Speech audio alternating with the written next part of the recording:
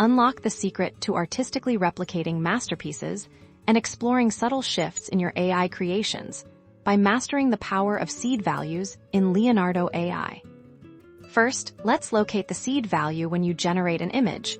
Leonardo AI uses a random seed to determine the unique outcome you'll find this field, usually labeled seed, right within your generation settings, often near the bottom or side panel. To control this randomness, you need to provide your own seed number. This number acts like a unique fingerprint for a specific generation. You can input any numerical value here. The magic of seeds lies in their reproducibility. Once you've generated an image you love, simply copy the associated seed value from its generation details or prompt history. You'll usually find it listed alongside your prompt and other settings. Now, if you want to create an identical image or explore variations from that exact starting point, paste that copied seed value back into the seed field for a new generation. Make sure all other aspects of your prompt and settings remain the same for true replication.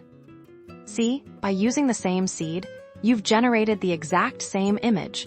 This is invaluable for maintaining consistency across your projects, or as a foundation for further refinement.